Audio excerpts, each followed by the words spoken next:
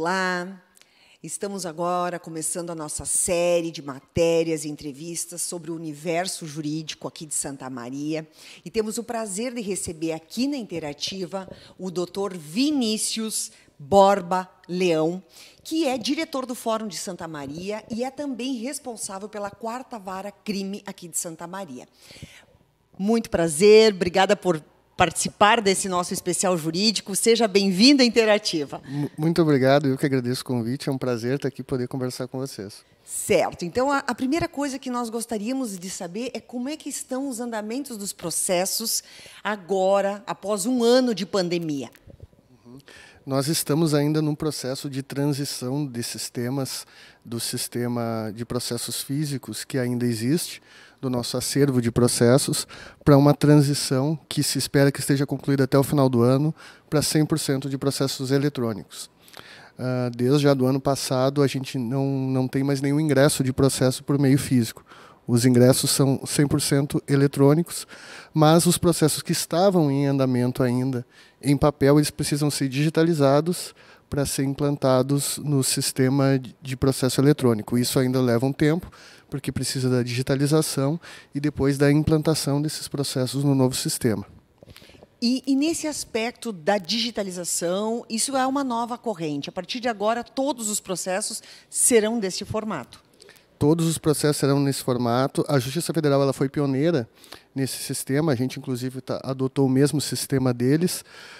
Só que o que a pandemia nos trouxe foi a necessidade de digitalização e transformação, tudo num espaço muito pequeno de tempo, para que o que seria uma transição gradual, apenas do ingresso dos novos processos, e os que estavam em tramitação pudessem terminar ainda no meio físico. Isso foi acelerado para que a gente faça toda essa digitalização num tempo recorde, algo que nunca foi feito no Brasil em nenhum tribunal, e a gente está com isso em andamento e com a expectativa de que logo a gente consiga estar com 100% do processo eletrônico.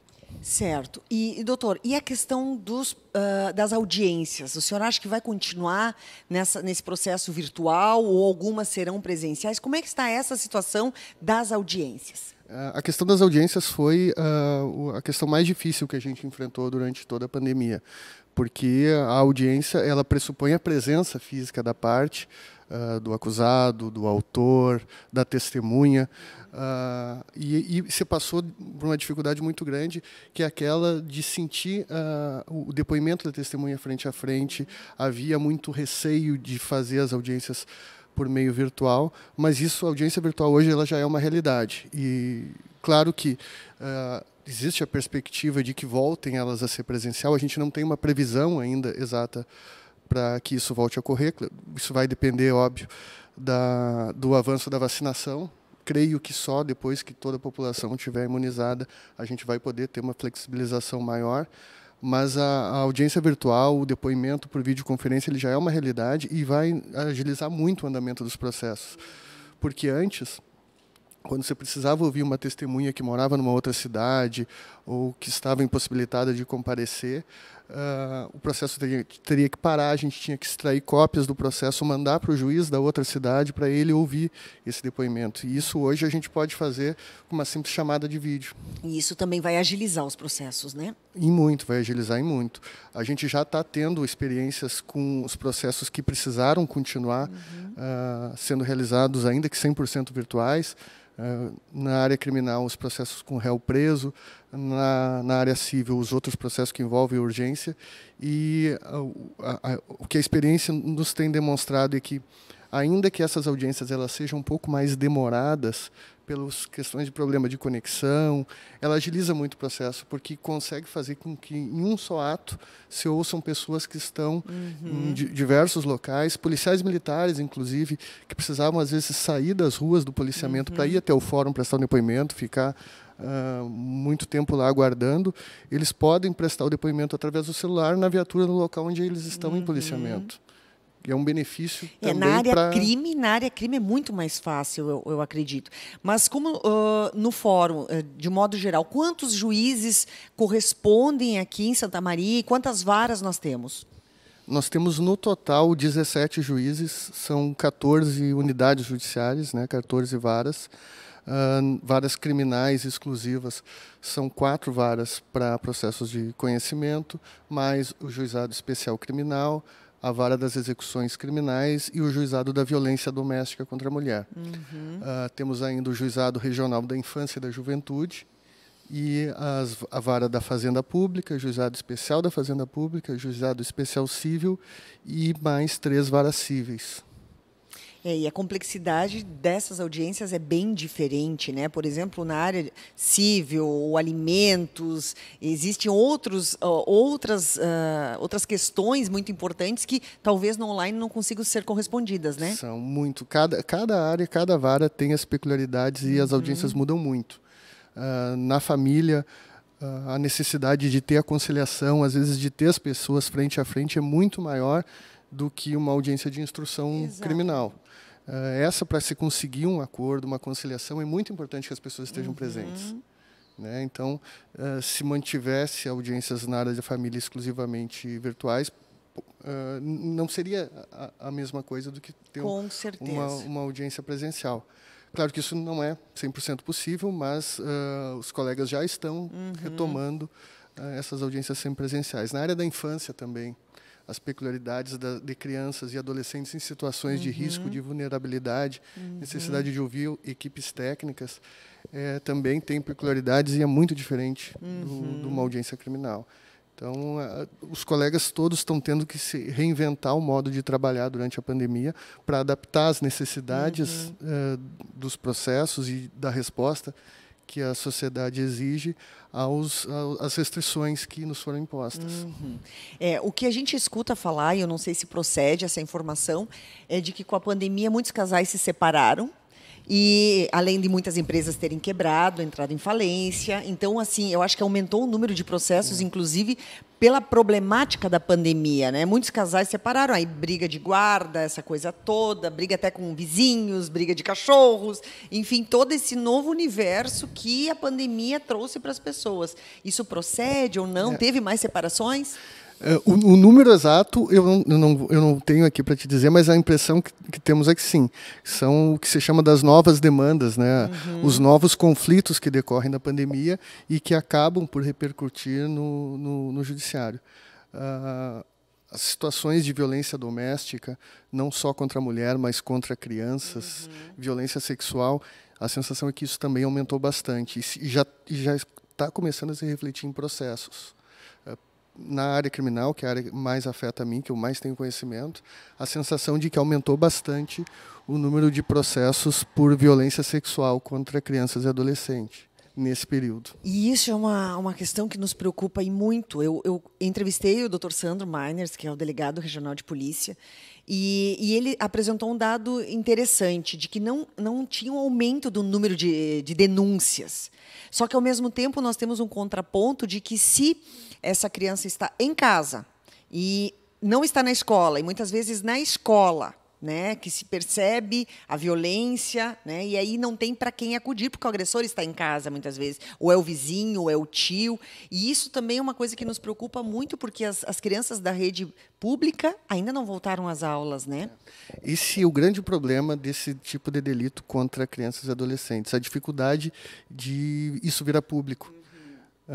Principalmente nesses casos em que o núcleo familiar está restrito, não se tem convívio escolar.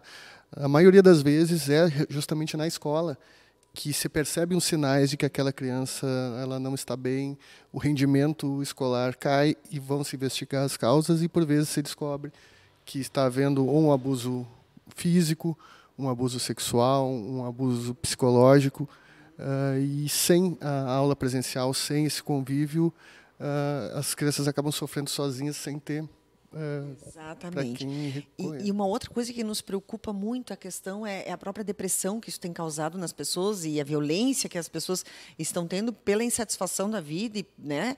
E isso nos preocupa no sentido de que está aumentando o número de suicídios, né, doutor? Isso é uma coisa gravíssima e muitas vezes não podemos abordar, mas é uma coisa séria. Inclusive, eu entrevistei aqui a Luísa, que é delegada da Infância e Juventude, ela contando de crianças que tentaram suicídio, alguns adolescentes que consumaram consumaram o suicídio. Então, isso é muito, muito grave. E até que ponto nós vamos conseguir suportar, de repente, todas essas dores, não é?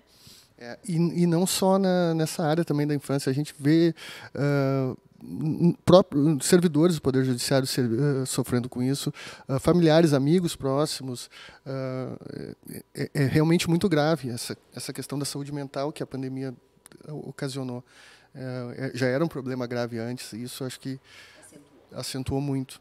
E na área crime, que é a sua especialidade, né? O senhor continua trabalhando na área criminal. Sabemos que o nosso caso Kiss, que é um caso muito doloroso para Santa Maria, foi transferido para Porto Alegre. E conta um pouco para a gente como que aconteceu essa transferência do processo para lá e qual é a previsão agora desse julgamento. Bom, essa decisão foi tomada pelo tribunal. Existe uma previsão na lei que se chama desaforamento, para a transferência do julgamento do local onde ocorreu o fato, que é a regra geral, para algum outro local, quando não se tem garantia da imparcialidade do corpo de sentença dos jurados que participariam do júri. Já ocorreu diversas vezes, há diversos processos de repercussão em que se retira o processo daquela comarca para encaminhar para uma outra. Essa possibilidade sempre esteve em aberto, né? Mas ela só foi tomada agora porque, justamente quando o processo estava pronto para ser encaminhado a júri, é que essas questões mais ligadas às formalidades do julgamento vêm à tona. E então, a requerimento das defesas, o tribunal acabou acolhendo esse pedido e determinou que o júri seja feito em Porto Alegre. Eu não creio que ainda não existe a data, pelo que o colega de lá decidiu. Dependeria também do abrandamento das restrições, da possibilidade de já estarem todos vacinados, mas o que se está vendo em todo o estado é que os júris já estão começando a ser remarcados. Então existe ainda a possibilidade de que talvez até o final do ano ou início do ano que vem seja marcado esse júri da KISS. Quem é o juiz que vai conduzir agora? É o Dr. Orlando Facini Neto, é o atual presidente da Júris. Ele se reclassificou nessa vara para a qual foi distribuído o processo e vai presidir o julgamento. E esse júri popular, quantas pessoas podem participar desse júri popular? A regra geral do júri é que ele é aberto ao público. Tá? Óbvio que vai depender da capacidade do plenário. Mas como se trata, com certeza, do júri de maior repercussão do Estado, o caso mais grave que já se teve, com certeza ele vai ser transmitido também via internet ou até mesmo por TV ou rádio, de forma a possibilitar que o maior número de pessoas possam assistir. As pessoas que trabalham efetivamente no júri, além, claro, dos advogados, defensores, promotores de justiça, juiz, são os jurados, são um número de 7. Eles são sorteados de uma lista de 25 previamente estabelecida no início do mês. Para aquela sessão são sorteados 7 jurados que têm que permanecer incomunicáveis até o final do julgamento. Essa é uma outra dificuldade, porque a necessidade de que oficiais de justiça permaneçam à disposição para certificar que os jurados efetivamente estão incomunicáveis. E eles têm que ficar incomunicáveis do início até o final do julgamento. E quanto tempo isso pode levar? É imprevisível, a gente não tem como prever quantos dias vai levar esse julgamento, mas com certeza vai mais de uma semana, talvez 2. A previsão inicial que o colega Ulisses havia feito aqui em Santa Maria, quando ele acabou pautando, era de aproximadamente 2 semanas. Mas como talvez sejam julgados 4 réus juntos, isso pode ser que demore mais algum tempo. E essas pessoas, elas são escolhidas em Porto Alegre? São escolhidas em Porto Alegre, de uma lista geral que já existe lá em Porto Alegre. Essa lista é atualizada todos os anos. E para os julgamentos que estão marcados para o próximo mês, são sorteadas 25 pessoas. Essas 25 pessoas têm que comparecer no dia do julgamento e são sorteadas dessas 25, 7 que são as que efetivamente participam do julgamento. Eu acho que é o maior caso, né, de júri popular do Brasil, quem sabe, né? Eu acredito que seja. Eu não tenho conhecimento de nenhum outro caso com tantas vítimas, um processo tão extenso como esse. Com certeza vai ser um dos maiores júris de toda a história. Muito bem. Então, doutor, muito obrigada por sua participação, bom trabalho, desejo muito sucesso, que esse processo de digitalização se efetive o quanto antes, né, que os processos possam andar.